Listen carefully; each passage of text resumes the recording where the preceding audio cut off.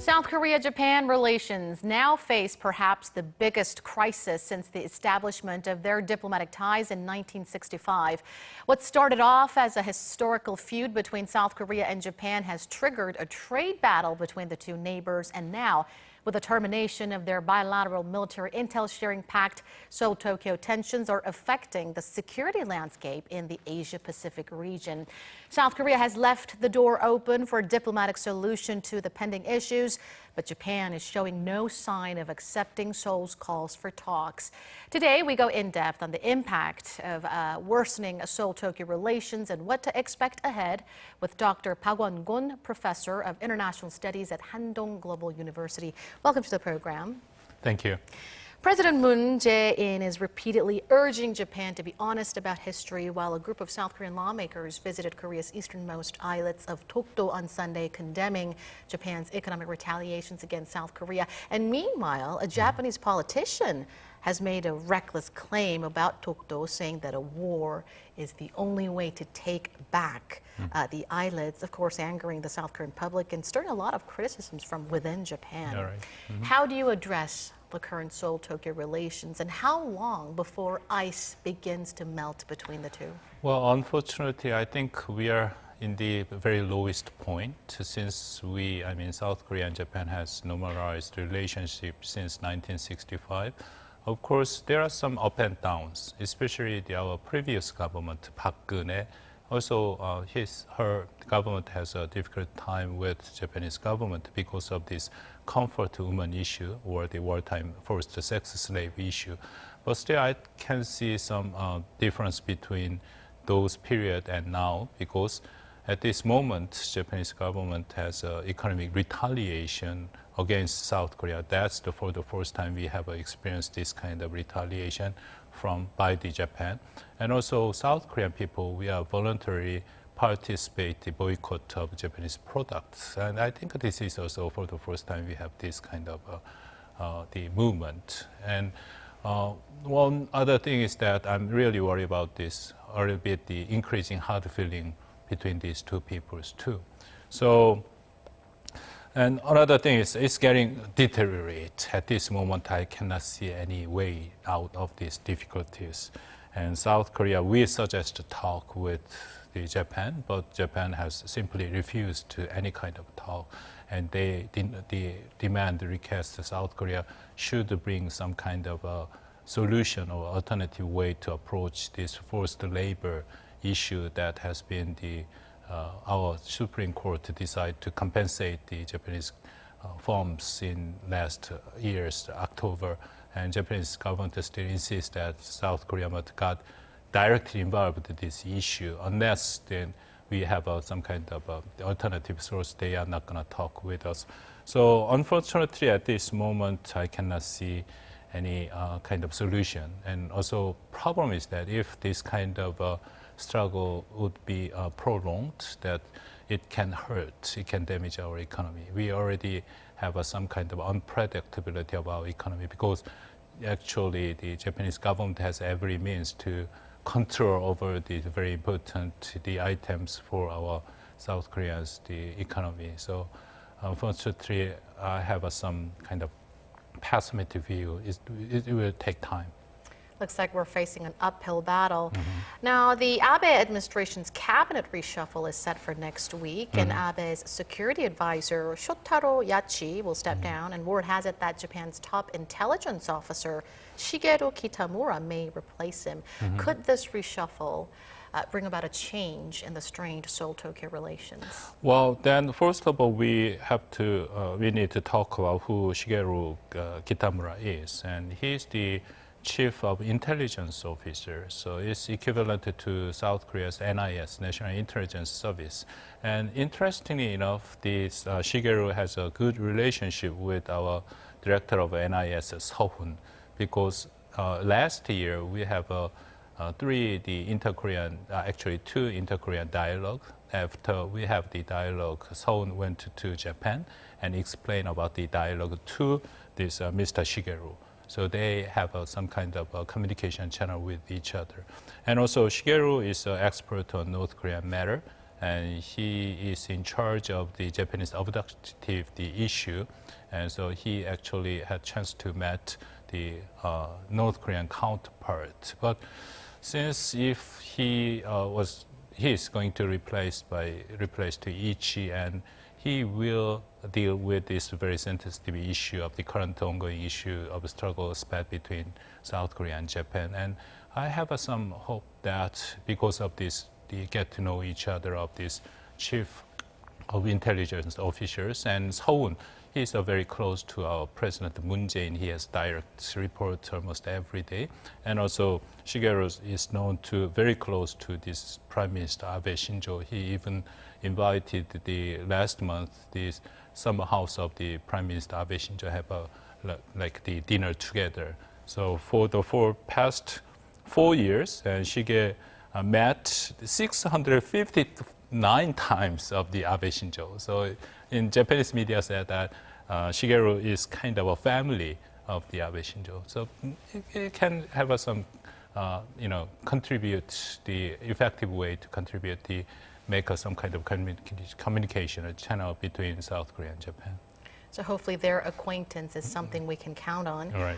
Now, President Moon is now in Myanmar as part of his 3-nation tour to ASEAN nations. And prior to his departure, he stressed that he will gladly hold hands with Japan and cooperate if Japan decides to come to the table for talks. How do you see his latest remarks? Well, this is kind of our South Koreans' the basic position.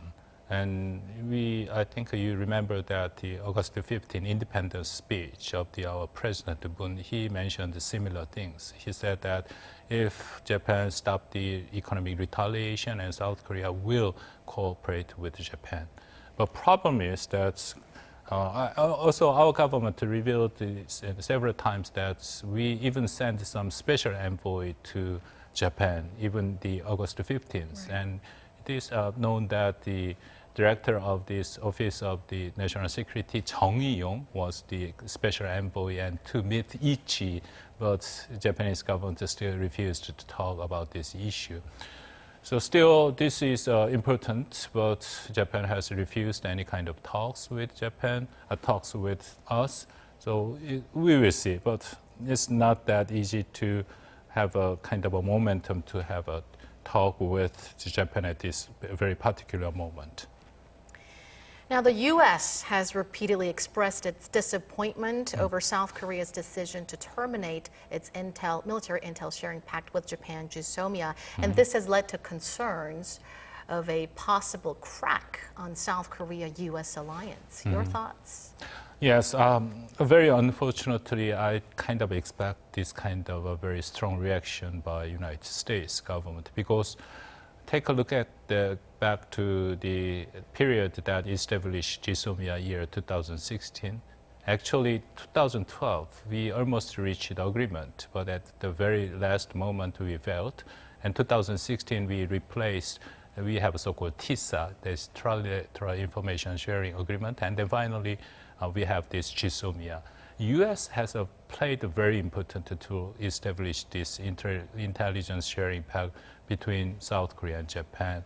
Although this is the two countries matter, South Korea have a directly exchange information with Japan, but during the process of establishment of this channel, actually United States, especially the President Barack Obama administration, kind of pushed the two countries, South Korea and Japan, because at that time South Korea and Japan kind of reluctant to have the agreement of this information sharing because of some domestic opposition.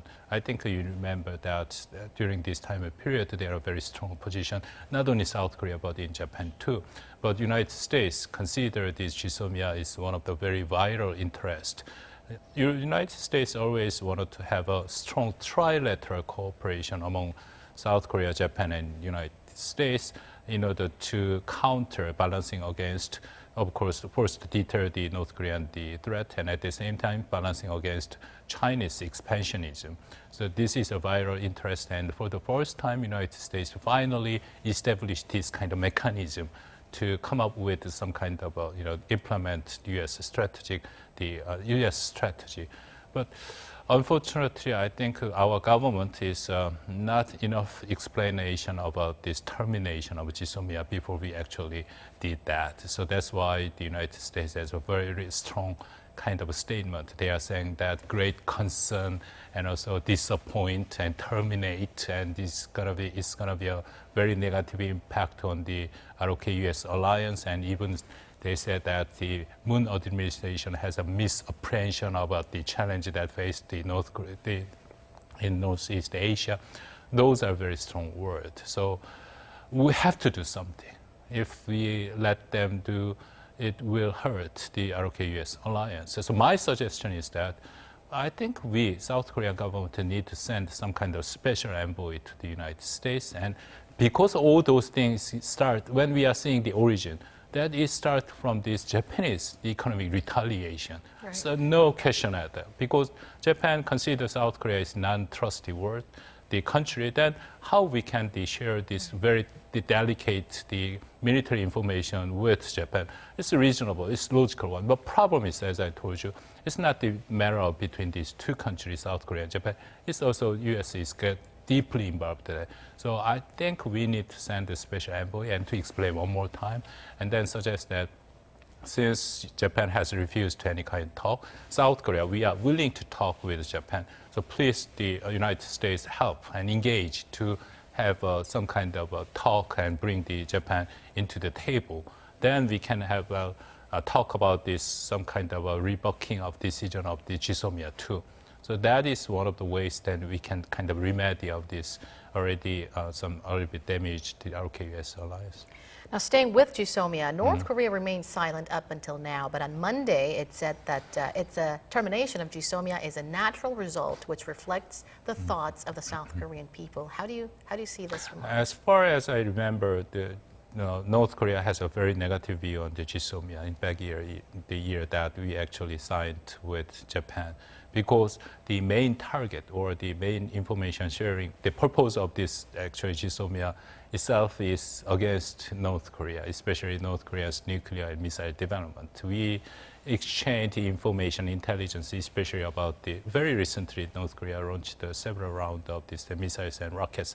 We shared this information with Japan. It's a very effective way to deter the North Korean missiles and how to track this effectively and track the North Korean missiles. So that's why the North Korea strongly oppose and criticize the GSOMIA. This time, they are saying similar things, that it infringes on the dignity and interest of Korean people. And this North Korea's news media even criticized our Prime Minister, the Lee Nak-yeon, because Lee Nak-yeon said that there is a possibility to rethink about this GSOMIA if the Japanese come up with some kind of solution, include if those kind of the condition the Lee Nak-yeon mentioned, that the North Korean media specifically criticized Prime Minister Lee Nak-yeon. He is being indecisive and catering to United States and Japan. So it's a very sensitive issue. And also in China, they are also very opposed to have this kind of information sharing pact between Japan and South Korea, because they worry about this trilateral security cooperation among three countries. So they also make an official statement, but a very refrained one. And they said that every sovereign country has a right to decide their own the national interest. One last question for you. We have less than a minute left. The UN General Assembly will be held this month, and much attention is being drawn to how the international community will address the rising Seoul-Tokyo tensions. Expected outcomes? Well, unfortunately, the international community, even United States, they are seeing this kind of the spat between South Korea and Japan as like two ways. One is that this different interpretation of 1965 treaty, and the other is they are consider it as the economic dispute. So we have to, South Korea government has to more actively involved and to explain the current situation. It's very important that anyway, Japan is violate the principle of free trade. They established non-tariff barrier. That is totally against the free trade principle. So we have to tell the outside of the world more actively. And at the same time, in even Japan, there is forces that against this Abe Shinzo's very rightist, revisionist forces. We have to expand the common ground with those people who oppose the Prime Minister Abe Shinzo. Thank you, Dr. Park, for your insights tonight. Thank you. And that wraps up our show. Thank you, as always, for being with us.